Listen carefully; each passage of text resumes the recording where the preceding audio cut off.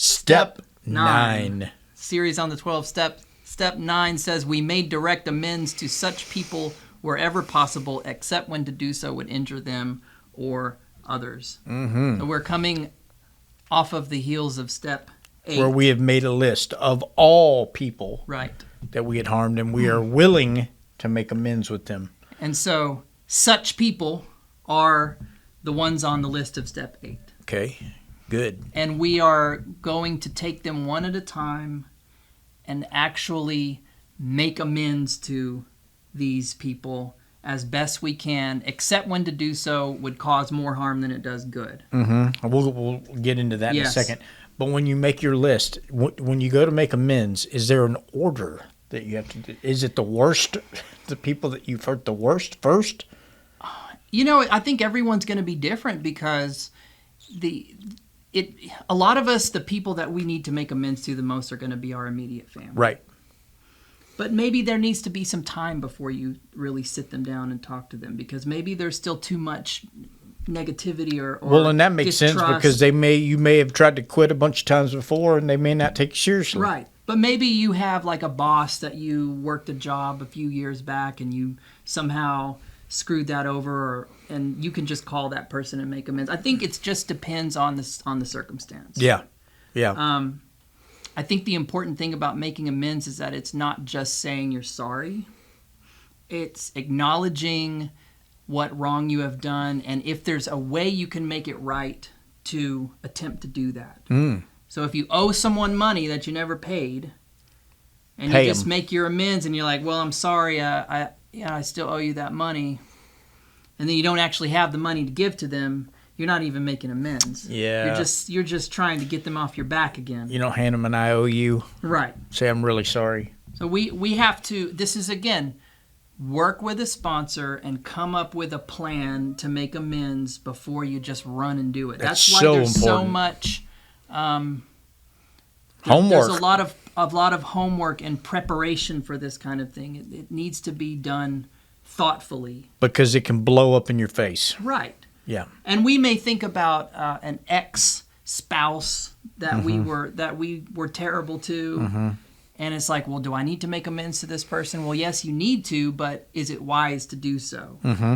And if there is an opportunity to do that, that's where it says. What are you going to say? How are you going to do that? Because it says because unless when doing so would harm them or others, like you said, it could be something from your past.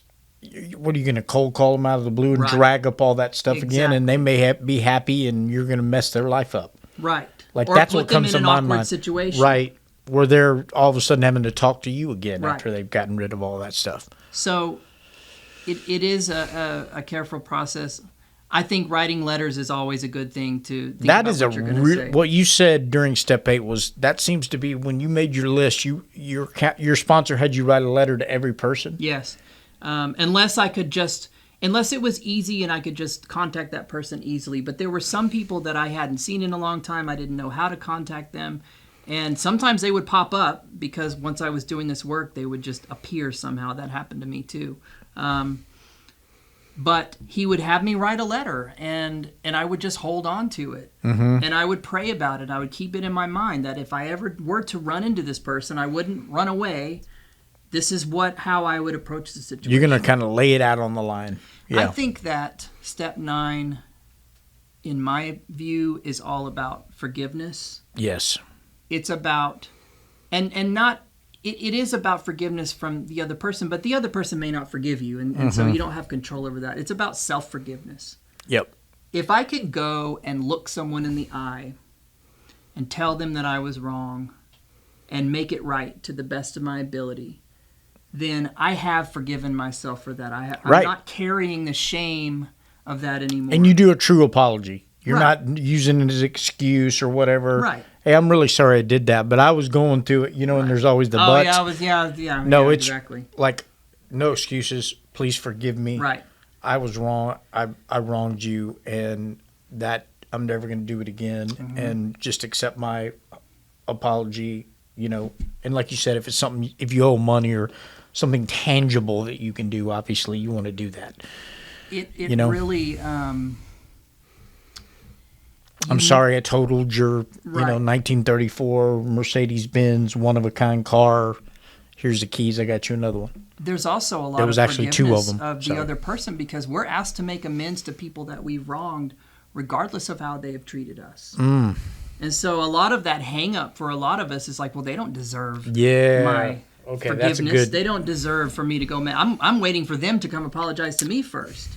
I know people that have not talked to their family members for years because they're waiting for an apology. So that's just some bitterness that this step will help you get rid of that. Right. The humility that it requires. This is why there's step 6 and 7 before this, because we have got to work on letting go a lot of the resentment and bitterness that we carry around.